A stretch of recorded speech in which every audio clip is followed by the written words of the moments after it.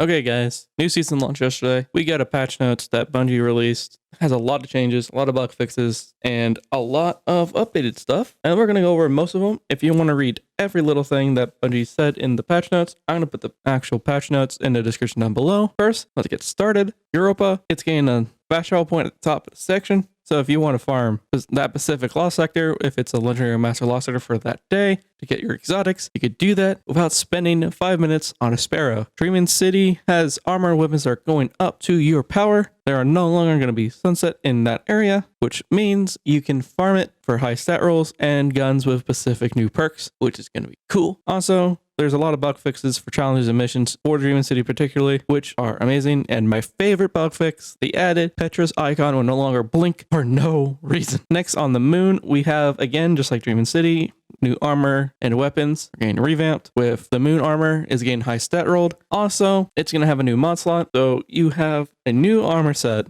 that is high statted and gets an additional mod slot. This is going to be unique and it's going to be fun. I can't wait to get my hands on some new ones. Also, they're going to bring back some weapons, just like Dream City did, with new perk pools. And if you get them from the dungeon, you get specific perks that only drop from that specific activity. I'm not going to go over every single bug fix this patch note has because that video would be close to 20 to 30 minutes long, and I don't feel like anyone would want to hear my voice for that long. But where all the bug fixes are, you have public events, PvP maps, the worlds, strike playlist, and PvP itself. Speaking of PvP, for the people who still are afraid of stasis in PvP and think that they can't kill people who use stasis, don't worry, stasis getting nerfed to itself, but it's not enough to kill the subclass, so you're still going to see it. It's just not going to be there altogether. Next part, which is the way I do most of my Destiny content, especially if you follow my Twitch that I stream every Tuesdays, Thursdays, and Saturdays, it is raids. And raids are getting a lot of upgrade materials via their chests and encounters, which is good for people who like to farm raids every week. So you'll have a chance to get prisms and shards to upgrade your stuff to masterwork to get all your beautiful mod slots. Also, Last Wish is getting some bug fixes and they're fixing the XP, so you get the actual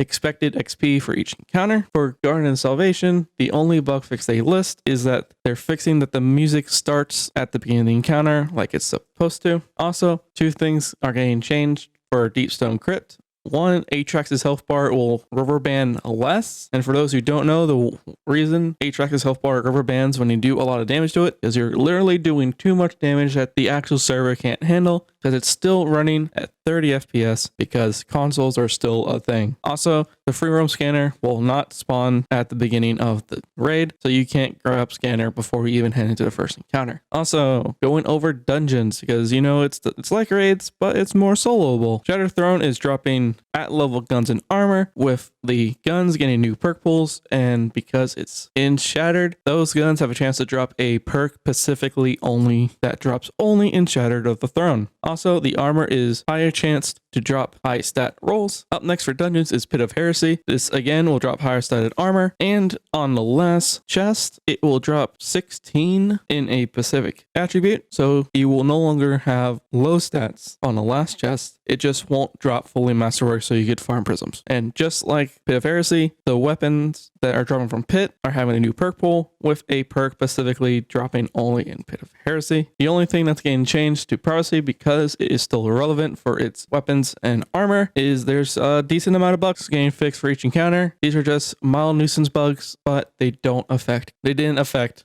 actual completing the dungeon itself. Up next is weapon calices. For the people who didn't or weren't lucky enough to grab the exotic calices, such as Telesto and Sleeper Stimulant, these specific calices are dropping in the world. We knew about these from the last TWAB, but we know where they're dropping now. They're dropping from the Strike playlist or any world drop. Some of these calices are changed on how you actually complete them. For example, Sleeper Stimulant, once you grab it I got mine from the strikes, it is no longer taking stuff like the Seraph weapon, so Seraph machine gun to get kills, to get part of it done. All you need is get kills with your Sleeper. For those who want to know how power level is affecting this season, the soft cap is 1250, so once you hit the soft cap, you are doing maximum damage in the Deepstone Crypt raid. Also, powerful cap is 1300, and the hard cap is 1310. This is the cap you want to hit if you want to go and farm Grandmaster Nightfalls for the adept versions of Palindrome, Shatterprice, and a Swarm, along with going for them adept mods. For people who want to know about my thoughts on recoil, the recoil changes went live and I see no difference. I spent about 13 hours yesterday just messing around with each of the weapon classes. There is no difference for mouse and keyboard, just like I said there wasn't going to be when 12 came out, stating that these were going to be affected. If you think that you're actually getting more recoil, I'm telling you that there is really no difference. No one in my fire teams ever said they could feel a